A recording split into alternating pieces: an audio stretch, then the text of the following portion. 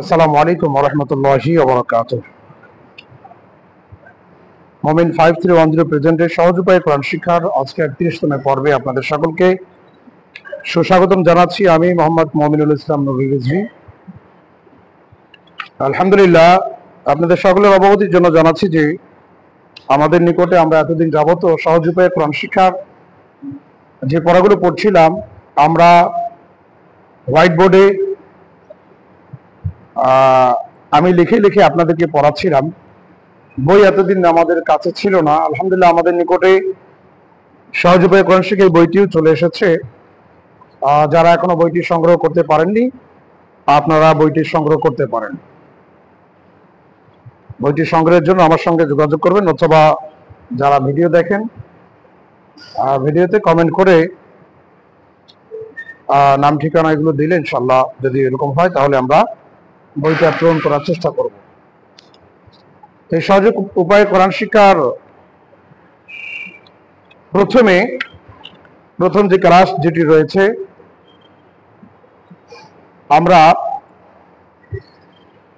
গত পর্বে এর পূর্বে আপনাদেরকে একটু পড়া দিয়েছিলাম যে 1 থেকে নিয়ে 10 পৃষ্ঠা পর্যন্ত আমরা যেহেতু এগুলো আমাদের সবগুলো পড়াই রয়েছে, তো এগুলো খুব প্রশ্ন উত্তর আকারে খুব সহজভাবে কিছু প্রশ্ন উত্তর আছে। সেই প্রশ্ন উত্তরগুলো আপনাদেরকে আমি লিখে আনতে বলছিলাম। যেমন 2 নম্বর পেজে বাংলায় হরফের উচ্চারণ লিখুন ও পড়ুন। এটা এভাবে দেওয়া রয়েছে। আমি আপনাদেরকে একটু এক একটা করে, শুধু সম্পূর্ণটা দিচ্ছি না, একটু একটু করে দিচ্ছি। 2 নম্বর পেজে এরকম বৃত্ত রয়েছে, এখানে রয়েছে আলিফ আর এখানে রয়েছে ফাঁকা। এই ফাঁকা ঘরে আমাদেরকে বাংলায় লিখতে হবে। যেমন এটা কি আছে? আলিফ, তাই না? এই ফাঁকা ঘরে আমরা লিখব আলিফ। ঠিক তদ্রূপ এই ঘরে এটা রয়েছে কি? বা। তাহলে এখানে বাংলায় হরফের উচ্চারণটা আমাদেরকে লিখতে হবে এভাবে, বা। এভাবে করে আলিফ থেকে নিয়ে ইয়া পর্যন্ত প্রত্যেকটি বর্ণ উপরে রাখা আছে বর্ণগুলো, আর নিচে তার বাংলাটা লিখতে হবে। আশা করি আলহামদুলিল্লাহ আপনারা এটা লিখে এনেছেন, অনেকেই লিখেছেন। তারপরে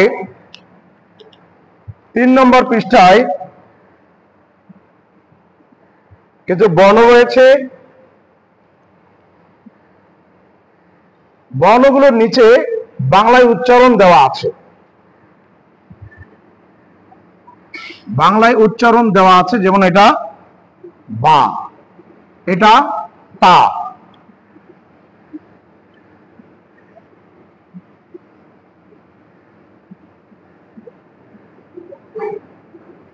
এখানে রয়েছে ছা। এখানে নোক্তা আছে, কিন্তু নোক্তাগুলো একটু এদিক সেদিক দেওয়া আছে। 3 নম্বর পেজে দেখেন, 3 নম্বর পৃষ্ঠায় দেখেন নোক্তা দেওয়া আছে কোথায়? পাশে, শুরুতে দেওয়া আছে। তারপরে এখানে এভাবে নোক্তা দেওয়া আছে, পাশে নোক্তা দেওয়া আছে। তারপর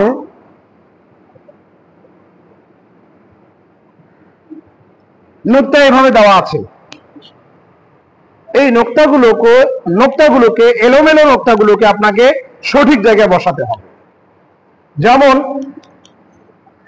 তার নিচে এভাবে একটা বৃত্ত দেওয়া আছে, অর্থাৎ এখানে আপনাকে লিখতে হবে। কি করতে হবে? লিখতে হবে। তাহলে এখানে যদি আমরা লিখি, আমরা দেখতে পাচ্ছি এখানে আছে বা, কিন্তু আরবি যে বর্ণটি লেখা আছে সেটি আকার ঠিকই দেওয়া আছে, কিন্তু তার পাশে নোক্তাটা দেওয়া আছে কোথায়? পাশে, অর্থাৎ ডান দিকে দেওয়া আছে। নোক্তাটা কি ডান দিকে হবে না মিডলে হবে? আমরা জানি মিডলে হবে, নিচে হবে। তাহলে এখানে একটা ফাঁকা অংশে আমরা ওই বৃত্তটা আকারটা আবার নিয়ে আসলাম এবং আমরা সঠিকটা নোক্তা কোন জায়গায় বসবে সেটি বসিয়ে দিলাম। উত্তর কমপ্লিট। এভাবে রয়েছে তা। তার আকৃতিও ঠিক আছে, নোক্তাগুলো এলোমেলো করে দেওয়া আছে। নোক্তা দেওয়া আছে ডানে, তাহলে এখানে কি নোক্তা ডানে হবে? মধ্যখানে হবে। আমরা আকৃতিটা নিয়ে আসলাম। আমরা জানি তাই নোক্তা 2 নোক্তা উপরে হয়।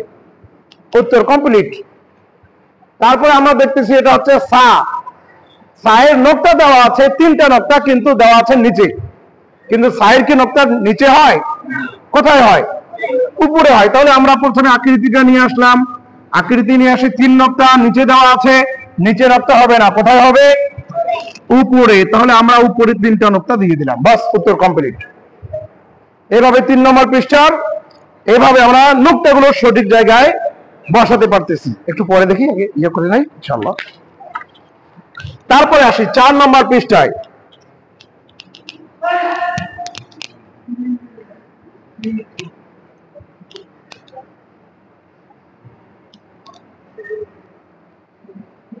দেখুন 4 নম্বর পৃষ্ঠায় খালি ঘরে হরফগুলো আকৃতি সঠিক করে লিখুন।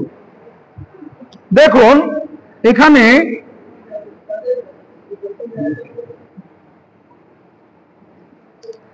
এরকম দেওয়া আছে, তাই না? তার নিচে বাংলায় লেখা আছে এবং তার নিচে একটা ঘর দেওয়া আছে, অর্থাৎ তারপরে আরো কয়েকটা আমি লিখি, একটু এভাবেই দেই, আমি একটু ভিন্ন করি, তাই না? তার নিচে এভাবে দেওয়া আছে, এখানে তার নিচে কিন্তু লেখা আছে বাংলায় বর্ণটার নাম হা। আর একটা লিখি,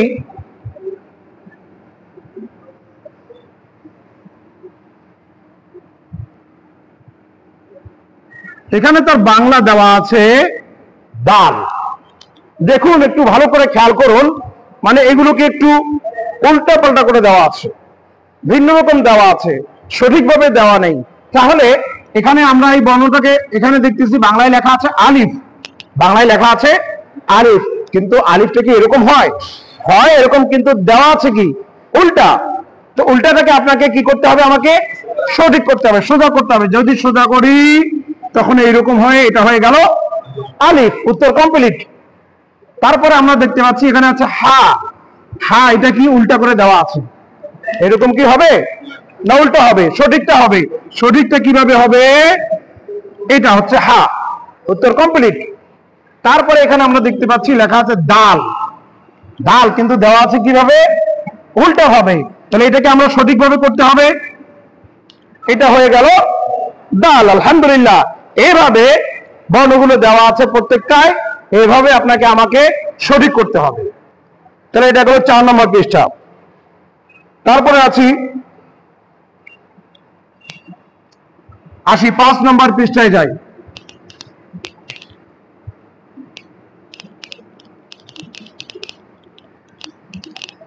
সহজ উপায়ে কোরআন শিক্ষা বইটি যারা সংগ্রহ করতে ইচ্ছুক, আমি এখানে একটা নাম্বার দিয়ে দিচ্ছি, এই নাম্বারে আপনারা কন্ট্যাক্ট করে আপনারা বইটি সংগ্রহ করতে পারেন।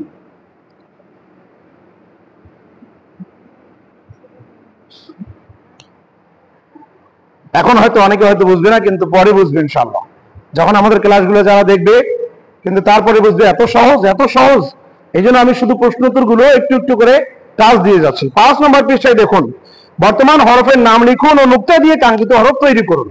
বর্তমান হরফের নাম, এখানেও মনে করেন আমি 3টা ঘর দিয়ে দিলাম, ঠিক আছে? এখানে আমি হরফ দিলাম, এটা হচ্ছে বর্তমান হরফ। এই বর্তমান হরফটার নাম কি? হা। তাহলে আমি উপরে লিখলাম বর্তমান হরফের নাম হা। আর এখানে আমি আরেকটা লিখতেছি, তৈরি করতে হবে, আপনাকে বানাতে হবে এটা। বর্তমান হরফ মানে মিডলটাকে নেই আগে, মিডলটা মধ্যখানেরটা হচ্ছে বর্তমান হরফ। বর্তমান হরফের নামটা এটা আপনাকে আমাকে উপরে লিখতে হবে। তো বর্তমান হরফের নাম কি? হা। আর বানাতে হবে আমাকে খ। তাহলে আমরা তো বানা শিখছি, তাই না? আমরা বানা শিখছি, হা এবং খ, জিম হা খ। কি হলে হা হবে, কি হলে খ হবে, কি হলে জিম হবে? যদি কোনো নোক্তা না থাকে তখন হবে হা, যদি নোক্তা হয় মধ্যখানে হয় তাহলে হয় জিম, যদি উপরে এক নোক্তা হয় তাহলে হয় খ। তাহলে আমাদেরকে বানাতে হবে কি? হা রয়েছে, হাটাকে আপনাকে আমাকে বানাতে হবে খ। তাহলে আমি কি করব? নোক্তা দেব। কয় নোক্তা দেব? এক নোক্তা। কোথায় দেব? উপরে। হয়ে গেল, কাঙ্ক্ষিত উত্তর হয়ে গেছে। তারপর আরো কয়েকটা দিয়ে দিই।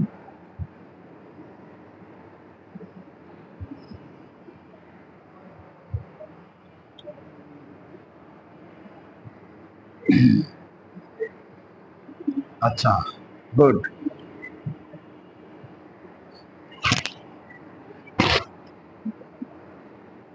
এটা বর্তমান হরফটার নাম কি? হা। একইভাবে, তাই না? তাহলে বর্তমান হরফের নাম হচ্ছে হা। এখানে আমি বলতেছি বানাতে হবে আপনাকে জিম। কি বানাতে হবে? আমরা জানি না জিমকে কিভাবে বানাতে হয়। এই হা বর্ণের মধ্যখানে যদি একটা নোক্তা দেওয়া হয় তখন হবে, তাহলে আমরা মধ্যখানে একটা নোক্তা দিয়ে দিলাম, কি হয়ে গেল? জিম। আর একটা বলে দেই,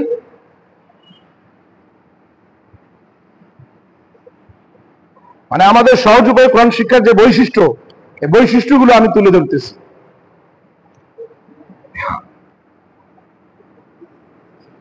বর্তমানে এই বড় হরফের নাম কি? দাল। তাহলে উপরে আমি লিখবো কি? দাল। তারপরে আপনাকে বানাতে হবে জাল। কি বানাতে হবে? তাহলে দালকে যদি আমি জাল বানাই, কি কঠিন কাজ? কি কাজ? শুধুমাত্র একটা নকটা কোথায় দিতে হবে? এর নাম তো সহজ উপায়ে কোরআন শিক্ষা। কি বলেন? সহজ ভাষায় বুঝতে পারতেছেন তো? হ্যাঁ। তাহলে আলহামদুলিল্লাহ এটা এইভাবে আমরা পারবো। এটা হচ্ছে 5 নম্বর পৃষ্ঠায়।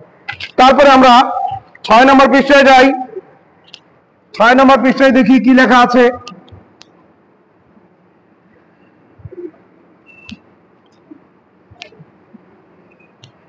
দেখুন 6 নম্বর পৃষ্ঠায় নুক্তা লাগিয়ে হরফ তৈরি করুন।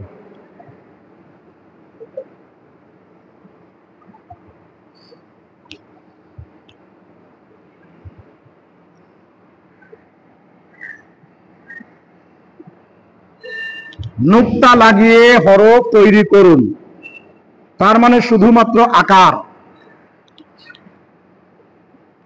শুধুমাত্র কি আছে?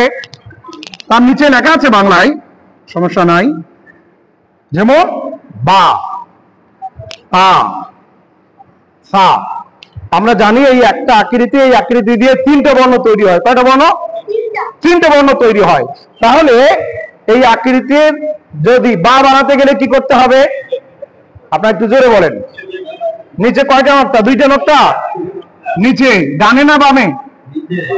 মধ্যখানে। নিচে মধ্যখানে, গুড।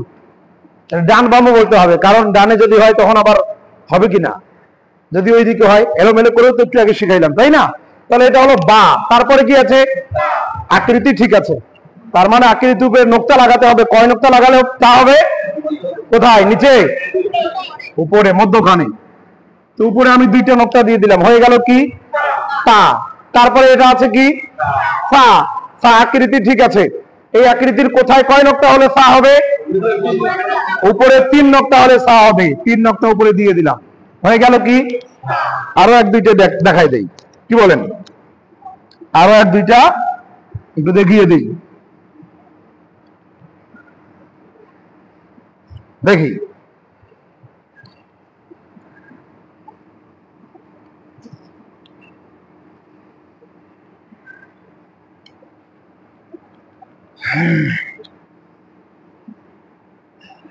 এখানে বাংলায় আমি লিখলাম জিম। আকৃতির এই আকৃতি, এই আকৃতিতে কোথায় কয় নোক্তা হলে জিম হবে? কোথায়? পেটে। মধ্যখানে বা পেটে যদি একটা নোক্তা হয় তখন হবে জিম। গুড, হয়ে গেল আমাদের কাঙ্ক্ষিত উত্তর।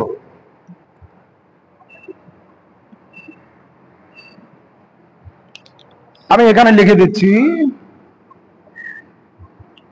যা। এই আকৃতি, এই আকৃতির উপরে কয় নোক্তা হলে যা হবে? 1 নোক্তা। গুড, উত্তর কমপ্লিট।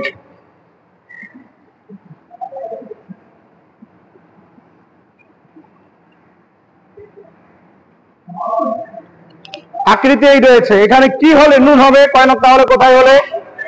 কোথায়? উপরে, পেটে, মধ্যখানে একটা নোক্তা হলে হবে নুন। আলহামদুলিল্লাহ, আমাদের উত্তর কমপ্লিট। খুব সহজ ভাষায় আলহামদুলিল্লাহ আমরা সহি শুদ্ধভাবে কোরআন শরীফ শিখতে পারবো, পড়তে পারবো এবং লিখতেও পারবো আলহামদুলিল্লাহ, তাই না? তাহলে এটা গেল 8 নম্বর পেজ। এখন আসি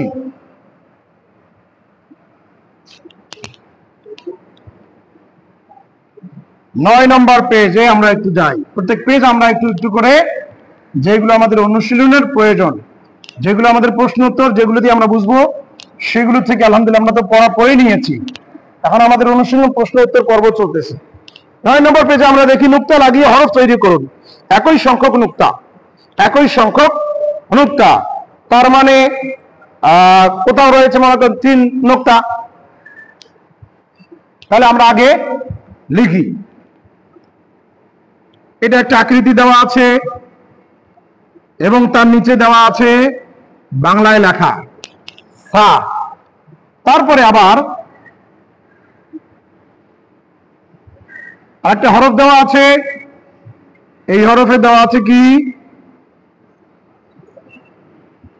শিন। তার মানে এখানে আপনাকে আমাকে বুঝতে হবে নুক্তা কয় নুক্তাওয়ালা। দেখুন 2 নুক্তাওয়ালা 3 নুক্তাওয়ালা হরফ কয়টি?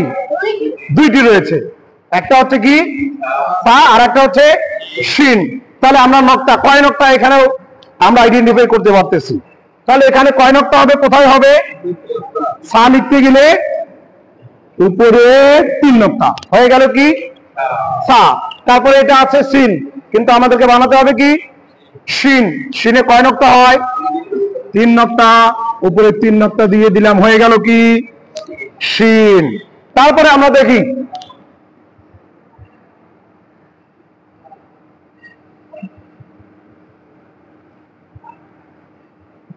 এটা মনে করেন 1 নুক্তার পড়া, 1 নুক্তার প্রশ্ন। তো এখানে নিচে দেওয়া আছে বা, এখানে আছে জিম। তাহলে বলুন বায়ের কোথায় নুক্তা হয়? নিচে 1 নুক্তা হয়। কোথায় কয় নুক্তা হয়?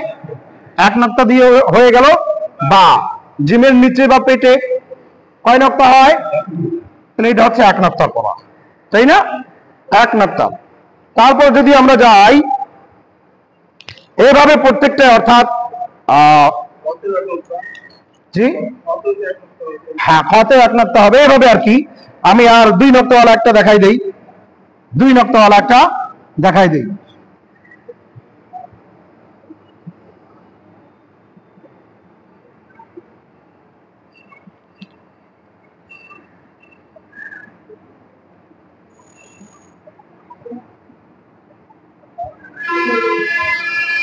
এটা হচ্ছে কি তা। এই আকৃতির উপর কয় নুক্তা হলে তা হয়? 2 নুক্তা উপরে, 2 নুক্তা উপরে হলে তা হয়।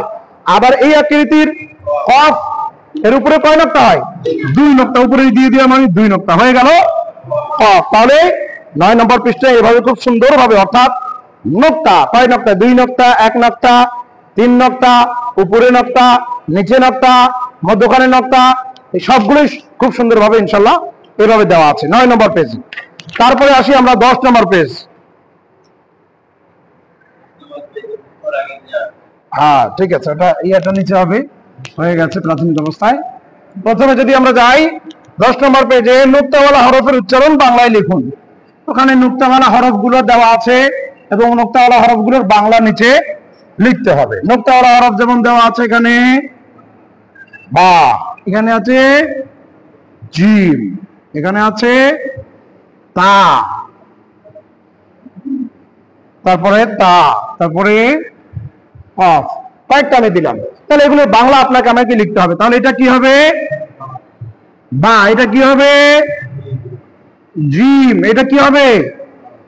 তা। এটা কি হবে? তা। এটা কি হবে? কফ। হয়ে গেল না? আলহামদুলিল্লাহ আমরা গত পর্বে, যেহেতু গত রেকর্ডিংটা হয়নি, যার কারণে আপনাদেরকে পড়া দিয়েছিলাম আমি 1 থেকে নিয়ে 10 পেজ পর্যন্ত। তো আলহামদুলিল্লাহ আশা রাখি আপনারা সবাই 1 থেকে নিয়ে 10 পেজ পর্যন্ত লিখেছেন। তো আলহামদুলিল্লাহ আশা করা যায় আপনারা, গতকালকে আমাকে অনেকে দেখিয়েছেন, আলহামদুলিল্লাহ খুব ভালো। ইনশাল্লাহ ক্লাস শেষে আমি ইনশাল্লাহ সেটা দেখবো। এখন যদি এটাও দেখতে যাই ক্লাসটা অনেক লম্বা হয়ে যাবে। তাহলে আগামীকালকের পড়া একটু দিয়ে দেই, কি বলেন? আগামীকালকের পড়াটা দিয়ে তারপর আমরা ক্লাস ভিডিওটা রেকর্ড বন্ধ করে তারপর আমি পড়াগুলো আপনাদের নিয়ে নেব। দেখুন 11 নম্বর পেজে, নুক্তাওয়ালা হরফ লিখুন ও তিলাওয়াত করুন। নুক্তাওয়ালা হরফ লিখুন ও তেলাওয়াত করুন। এখানে দেওয়া আছে বা, তার উপরে ফাঁকা আছে। এখানে আছে তা, এখানে আছে সা, এখানে আছে জিম, এখানে আছে খ, এখানে আছে জাল, এখানে আছে জা, এখানে আছে শিন, তারপরে আছে দাদ, তারপরে আছে গাইন, তারপরে ফা, তারপরে কফ, তারপরে তা, তারপরে নুন, তারপরে ইয়া। তাহলে নোক্তাওয়ালা হরফগুলো লিখুন ও তেলাওয়াত করুন। তাহলে নোক্তাওয়ালা হরফগুলো কি আমরা লিখতে পারবো না? পারবো কিনা আমি একটু দেখাই দেই। এটা হচ্ছে বা, তারপরে একই আকৃতি হবে, তার উপরে দুইটা নোক্তা হলে তা, একই আকৃতি হবে, তার উপরে তিনটা নোক্তা হলে সা, তারপরে এই আকৃতি মধ্যখানে একটা ফোটা নোক্তা জিম, তারপরে একই আকৃতি উপরে একটা নোক্তা খ, তারপরে জাল, আর এর উপরে একটা নোক্তা জা, শিন, এই আকৃতির উপরে তিনটা নোক্তা শিন, বাদ, দাদের উপরে একটা নোক্তা গাইন, গাইনের উপরে একটা নোক্তা, ফা একটা নোক্তা, কফ দুইটা নোক্তা, তা এটা গোলটা এটা, হ্যাঁ, তারপরে নুন, ইয়া। হ্যাঁ, অসুবিধা হচ্ছে? আলহামদুলিল্লাহ 11 নম্বর পেজ আমি দেখিয়ে দিলাম প্রশ্ন এবং উত্তরটা। 12 নম্বর পেজে দেখি কি আছে। বাংলায় হরফের উচ্চারণ লিখুন ও শুদ্ধ উচ্চারণ করুন। মাখরাজ, আমরা মাখরাজও পড়েছিলাম যে বর্ণগুলোকে অর্থাৎ অ দিয়ে উচ্চারণ হয় সেগুলো এখানে মনে করেন প্রথমে দেওয়া আছে আলিফ, তারপরে হামজা, তারপরে আইন। তাহলে এখানে কি হবে? বাংলায় হরফের উচ্চারণ লিখতে হবে আপনাকে আমাকে। এটা কি? আলিফ, তারপরে কি? হামজা, তারপরে কি? আইন, আলিফ হামজা আইন, এই দুটো অর্থাৎ অ আ এটা দিয়ে আর কি, তাই না? আলিফ হামজা আইন। তারপরে দেওয়া আছে ফা সিন সাদ, এটা হচ্ছে সা, এটা হচ্ছে সিন, এভাবেও যদি আমরা দেখি সাদ, সা সিন সাদ অর্থাৎ স জাতীয় আর কি যেগুলো সেটা। তারপরে দেওয়া আছে জ জাতীয়, জ জাতীয় গুলো কি? যেমন এটা হচ্ছে জিম, জাল, রা, ঝা। বাংলায় লিখতে হবে জিম, জাল, রা, ঝা, জিম, জাল, রা, ঝা। তারপরে হা জাতীয়, এটা হচ্ছে হা, এটা হচ্ছে হা, তাই না? উচ্চারণে শুধু পার্থক্য হবে। তারপরে কফ জাতীয়, এটা হচ্ছে কফ, এটা হচ্ছে কাফ, কফ কাফ, মাশাআল্লাহ। তারপরে তা জাতীয়, তা ত, তা ত। তারপরে আরেকটা আছে দাল বাদ।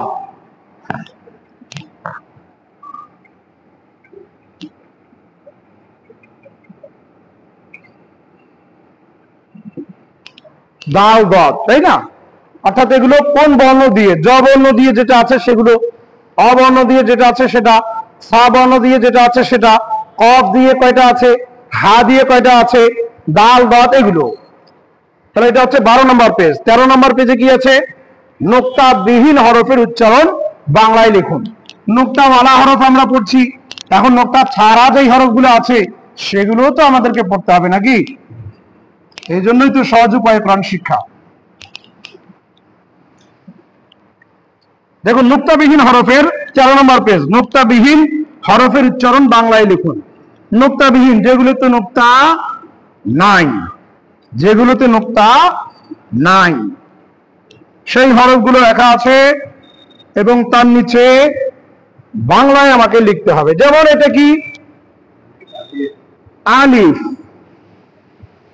এটা কি? হা। এটা কি? দাল। এটা কি? র। এটা কি? সিন। স দিয়ে লিখলাম, হ্যাঁ, টান যেহেতু আছে স দিয়ে। তারপরে এটা সাদ, এটাও যদি আমি স দিয়ে লিখি,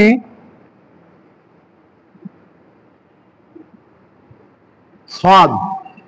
তারপরে কি? ত, যেহেতু মোটা এই জন্য এভাবে দিয়ে দিলাম। তারপরে আছে আইন, তারপরে কাফ, তারপরে লাম, তারপরে মিম, ওয়াও, হা, হামজা, ইয়া এভাবে দেওয়া আছে, মানে আকৃতি দেওয়া আছে, এখানে নোক্তা হয় তবু লিখে দিলাম আমরা। এটা হচ্ছে কি? আইন। তারপরে কাফ, তারপরে লাম, তারপরে মিম, তারপর ওয়াও, তারপরে হা, তারপরে হামজা, ইয়া লিখে দিলাম তো। হ্যাঁ, তাহলে এটা হচ্ছে 13 নম্বর পৃষ্ঠা। 13 নম্বর পৃষ্ঠায় নোক্তাবিহীন হরফগুলোর উচ্চারণ বাংলায় আমাদেরকে লিখতে হবে। তাহলে যখন আমরা এক একটাই বারবার বারবার যখন অনুসরণ করব, যখন লিখবো, তখন আমাদের আশা করা যায় আর সামনে কোনো প্রকার অসুবিধা হবে না।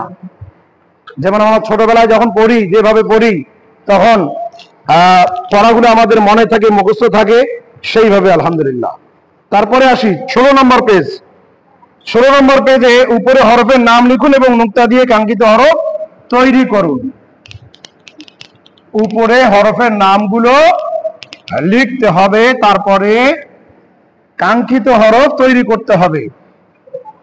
উপরে ফাঁকা দেওয়া আছে, উপরে এরকম ফাঁকা, নিচে হরফ দেওয়া আছে এবং তার নিচে বাংলায় লিখে দেওয়া আছে। দেখুন একইভাবে খুব সুন্দর, উপরে হরফের নাম লিখুন এবং নুক্তা দিয়ে কাঙ্ক্ষিত হরফ তৈরি করুন। তাহলে উপরে আমরা কি করব? এখানে উপরে বর্ণটা আমরা লিখবো, আগে হরফের নামটা লিখবো। এই বর্ণটার নাম কি? হা। এই বর্ণটার নাম কি? হা। আমাদেরকে বানাতে হবে কি? জিম। জিম যদি আমরা বানাই তখন কি হবে? মধ্যখানে একটা নোক্তা, এর পূর্বে যেভাবে আমরা পড়লাম।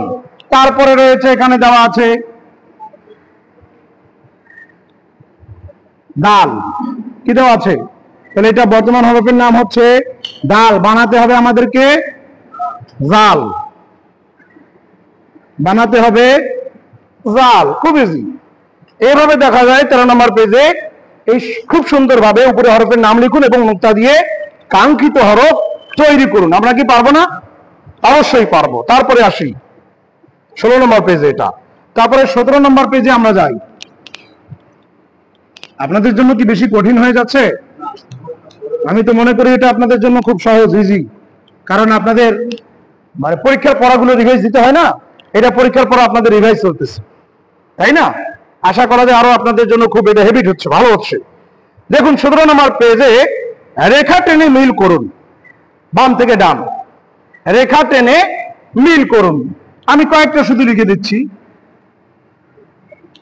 আমি কয়েকটা লিখে দিচ্ছি।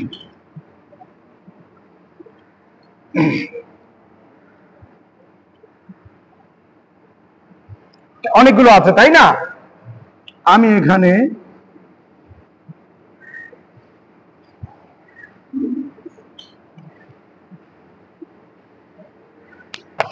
আরো একটু দূরে লিখি, তাহলে সহজ হবে, তাই না?